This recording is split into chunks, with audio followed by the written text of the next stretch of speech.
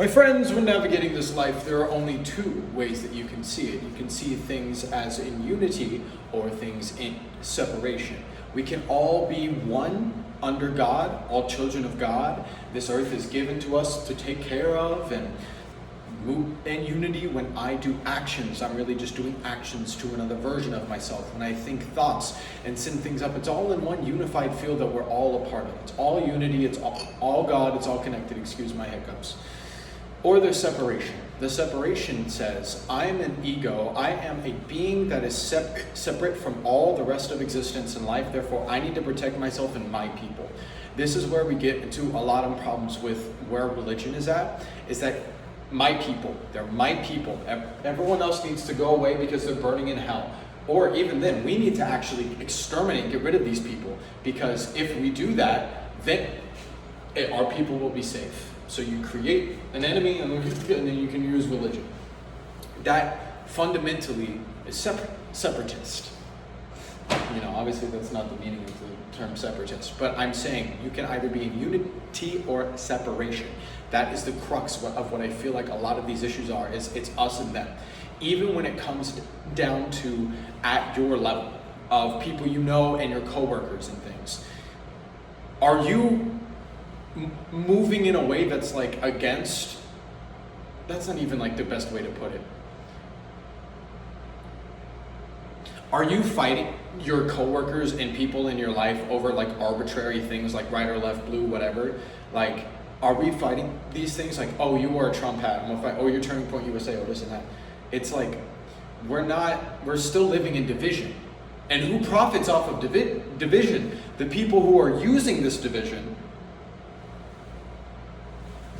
to initiate their agendas. So I feel like, why are we here?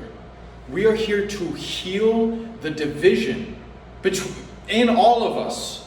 Not even just like relationships, but heal the division within your heart that is separating you. Or rather, not separating, because you can't be separated, but you're perceiving separation from God. That's not correct. That is just not correct. There is no one, no thing, no atom in this existence that is separate from God. It's just what it is. And until we can all come to that fact that we are unified in a grander unified field, and we need to start taking care of each other, doing this and that, if we keep living out in separation, I'm at my place of work, things are not going to heal. Because nothing all sickness is just separation. Sickness in the body, all of these different things. It can all come down to not being in perfect unity and harmony with your Creator. What does it look like when you do that? It's Jesus.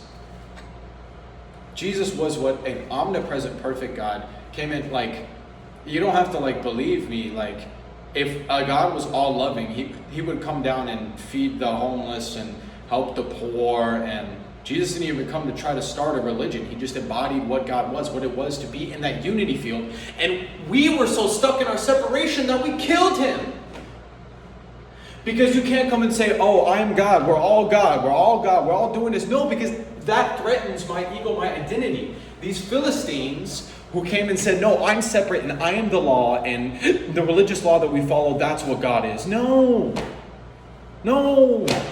You can't, like, the Satan will come and just twist stuff up because God's truth is unity. So what do you think the enemy is going to do but infiltrate religion and put the sickness of separation way deep in the roots, to the point where we don't even have our ontology, our soteriology. We don't even know what or who God is. We're not even questioning those things. All we know is that I'm in special Jesus club. I'm going to heaven. All of you aren't.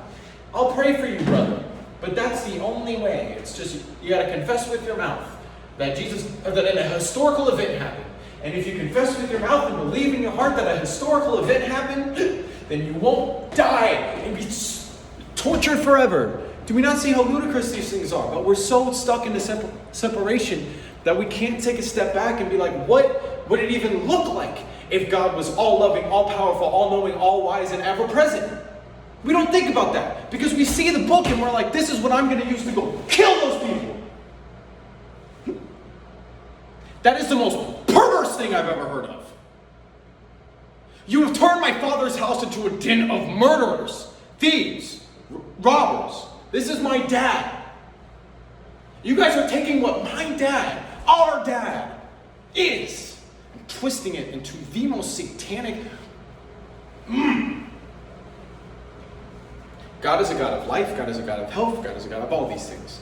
If your religion says that you can be separate and you can go kill other people, or if your God is genocidal, like the one in the Old Testament, then that's not the God that we experience. That's the God that you want to use to go kill other God's children and traffic other beings that are God's children to do horrible, unspeakable things to children.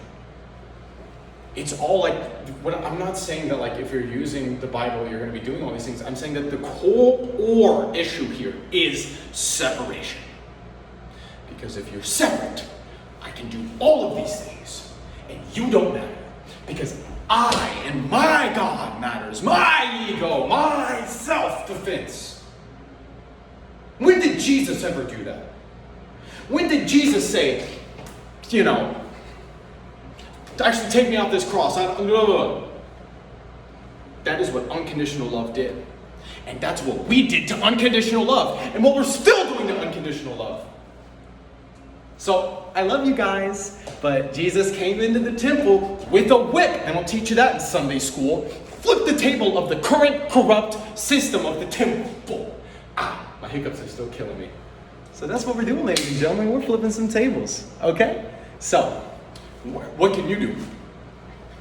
Heal the separation within yourself. The separated, fragmented parts of your psyche, the separated and fragmented love in your heart, whatever it is, trauma, whatever. Do the inner work. Heal the inner. Because that's how we help the outer. Because we are the inner and outer. Heal yourself, you heal the world. You become a white blood cell. I want to be a white blood cell. I want to be helpful. I want to embody God. It seems really, really hard to do. Because you have to ask the question, if Satan was to infiltrate this world and all of its systems, what would it look like to have the wool pulled over our eyes? We don't ask that question enough. What would it look like? So, I love you all, and I pray that God protect you, and I pray that God keep you well, and live your life in unity, in love. Go dance! Just go have a great time. This place can be a prison or a playground, but it's up to you, to what you want to do. Free will, man. I can stand on this table right now. And I can do a little boogie. Yeah, I'm hitting that little boogie on the table, a little table boogie. And you can have a great time. But it's up to you. Because our state that our current world is in is just separation. So you have to do the work to get back into unity. And there's your task. Breathe, meditate, talk to God, bro. Heal this unity. Heal the division to get to unity. Heal the division in your heart. I love you.